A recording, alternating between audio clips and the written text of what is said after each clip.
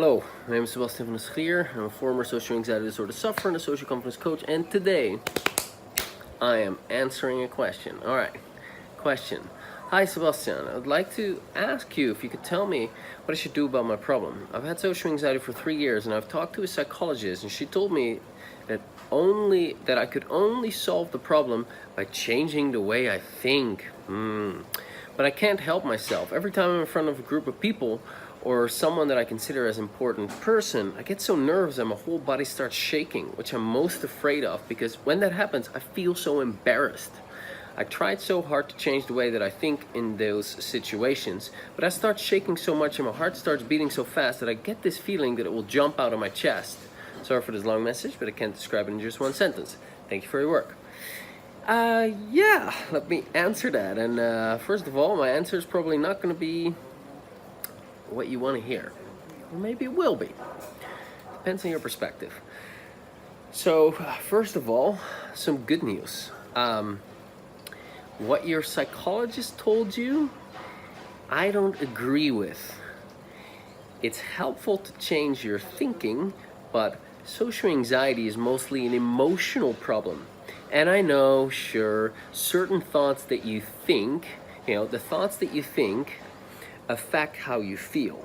When I think I can't overcome my social anxiety, I feel hopeless. When I think I can overcome my social anxiety, I feel hopeful, or maybe even optimistic. Sure, it's helpful to be optimistic and challenge your thinking. That is all good.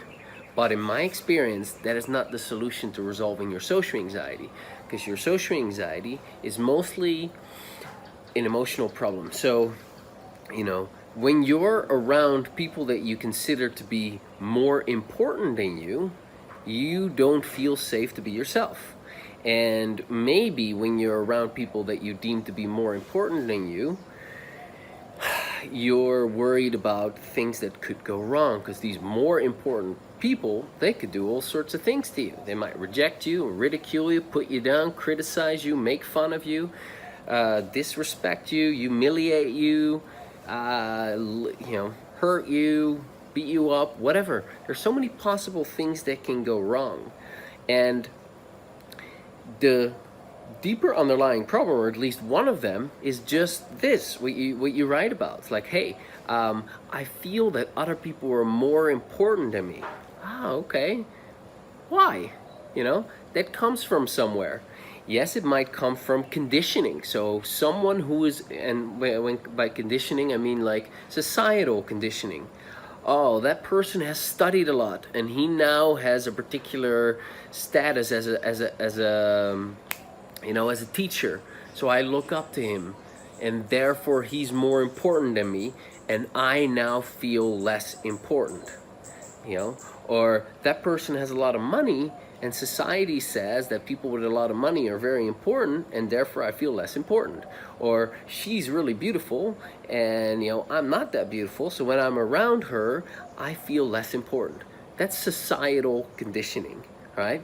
But that is also just something that you can shift and change around when you change your emotions and also change your thinking. But when you have a particular belief, like I'm not important, then it's it's a lot harder to change that with just changing your thinking. Because okay, you go look for evidence for why you are important. All right, I do a good job, I'm a nice person, I have a good sense of humor, blah blah blah. And you come up with all these reasons. You can kind of build yourself up in the comfort in your own of your own home.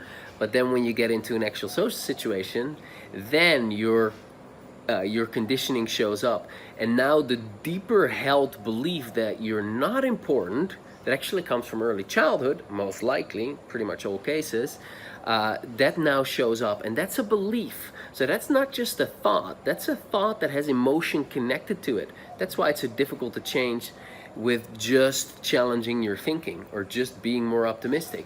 For that, you need to have, ideally, like an emotional release tool, like tapping, for example. And then it's relatively easy to address. So that's one. So in those situations, when you're showing up and you're seeing someone who's more important than you, not in real life, not in the, I mean, it's not real, it's just in your mind. But when your brain perceives that, it tells you, okay, this is risky, this is dangerous, you might get rejected, ridiculed, etc. And so it fires off this built-in response, this automated response, the fight, flight, freeze response. So this part of your brain called the amygdala releases cortisol, the stress hormone, adrenaline. These hormones get released into your bloodstream. Blood moves away from your digestive system into your outer limbs, so you can run as fast as possible, or fight as hard as you can, or freeze if you can't do either. So your whole system is put in survival mode. Your heart rate starts to increase, your pupils dilate so you can scan for the danger, and your system is in the same kind of response as it is, as if you, as it would be when you face a wild bear about to attack you. So that's the anxiety experience that you're describing. You're trembling, you're shaking. So that's anxiety. And yeah, you can change your thoughts, and that might be helpful. It might decrease it a little bit, and you might get, it might be a bit helpful, but it's not going to solve the problem. So that's one thing. And then here's the part that you maybe don't like. There's more to it than just this. Okay, so you're feeling embarrassed about the fact that you're getting anxious. All right, so that's a meta emotion. So now you're feeling embarrassed about the suffering that you have. That then perpetuates the cycle. So you get anxious, you're embarrassed about it, maybe you're upset that you get embarrassed, and so it's a whole cycle that just keeps feeding on itself. And it's horrible. I feel for you. It's a hard situation to be in, and I've been there, and it sucks. I know how much it sucks. That's why I'm here talking to you, because there are actually solutions. That's the good news. The bad news is that a lot of people these days, they're looking for a quick fix. Okay, just tell me, okay, so you're the guy that does this tapping thing, right? So, all right, tell me what to say and where to tap, and I want to fix this problem. Yes, while it works, the tapping, and it's very effective and it's very efficient, it will still take some time, effort, and dedication, persistence over a period of time to get rid of all of these beliefs that cause your brain to perceive danger. Now, it's not only that, because it's not only that you believe that you're less important than people, it's also the embarrassment that you have about the fact that you have this problem. And there's also resistance to letting go of this problem. And it's a lot more complex than you might think. And so this tapping needs to apply it in the right way to all of these parts that make up the problem. And I say it's a complex, and it is, but anything that's complex can be broken down into smaller parts. And when you take something that's complex, say there are 64 parts of it, and you just do the first part of it, you just take one bit of it, well, that becomes easy. So it's all in all, it's a complex issue, but when you just do one part of it, well, that's easy. Now do the next part. Well, that's easy. Now that's and the next and the next and the next and the next. But people don't want to hear that. They want to hear, okay, give me the quick fix. I want it to be easy. I want it to happen now. And that's the problem that a lot of us are dealing with. We give up. If we do a little bit of tapping, we don't get some instant results. Well, I'm sorry to hear that. Then stop doing it until you suffer enough and you come back to it. That's what happens for a lot of people. What you want to do is you want to accept where you're at. Accept yourself, even though you're having this problem. Actually, especially because you're having this problem, because it's suffering. It's such a painful thing to experience social anxiety and all the feelings on top of it. It's really hard, it's really difficult. You can't properly socialize, you're missing out on things. You see other people have fun, you're missing that connection, you feel exhausted after socializing. You're limiting your potential, your relationships are suffering. It is big time suffering. And so what you need is compassion. What you need is acceptance for yourself. So there's work to be done in getting to that place. So I cannot give you like, all right, first do this, then do that. Like, here's my 64-step plan in this 5-minute video to you. That doesn't work, okay? But I teach how to do this. And if you're willing to actually put in the work and start taking those first steps, then I suggest you sign up for my free newsletter, because there I start at the beginning. I explain what the problem is. I tell parts of my story, and as I'm telling parts of my story and what I did and what didn't work, I start to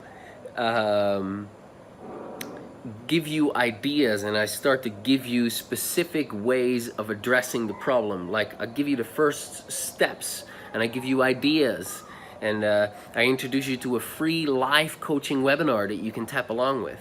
So it's gonna take some time to overcome this. That's the bad news. But the really amazing news is that when you put in the work, you can get rid of this problem completely. That is the amazing news. And then you can feel at ease, and you can be comfortable, and then you feel relaxed, and you can say whatever's on your mind when you're in a social situation. Then you look forward to spending time, Christmas time, with family and friends. Then you are curious about new people, and you're eager to meet them, and you enjoy starting new hobbies or traveling, or whatever it is that you want, because you feel safe to be yourself. You have all of you available, and so that's what you can get to. Now, it might take you weeks, more likely longer. It might take you a few months. In some rarer cases, it might even take you a few years. But when you start applying the tapping in the right way, and you do that every day, within you'll see results in a few days, and likely in a couple of weeks you'll notice a severe reduction in your social anxiety, more control, more ease, and then with persistence, more weeks or a couple of months, most people will continue, will get to this place where you just feel at ease, where there is no anxiety. And that's all that it is. No anxiety, and just feeling relaxed, feeling safe, being at ease, being you. That's it. So I hope this inspires you to actually take action, and continuously take the right kind of action, because that is going to lead you to where you want to be. That's going to lead you to where you want to go. So it's not going to be happening in one-time tapping, but when you put in the work, and you keep putting in the work, then every time you do some inner work, efficient and inner work, you're chipping away at the problem. You're chipping away at the problem. So the problem is smaller and smaller. So your social anxiety gets smaller and smaller and smaller, and your ability to be yourself increases. Your comfort with yourself increases. Your self-acceptance increases. How you feel about yourself improves. Your comfort around others improves. Your ease improves. Your ability to speak your mind improves. All of that starts happening, but you gotta get on the path. You gotta start it. You gotta start doing this, right? So hope that answers your question. I can't get into too many details, because it's just, I cannot solve your whole issue like in a simple video like this. But go to my newsletter, and you can sign up there. So that's at go to bit.ly/SC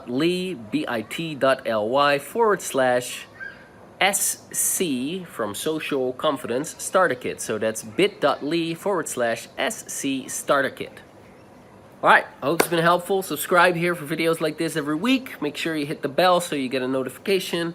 And I will wish you a Merry Christmas, Happy New Year already. Social ease and relaxation in the new year. And this is Sebastian signing off. Talk to you soon. Bye for now.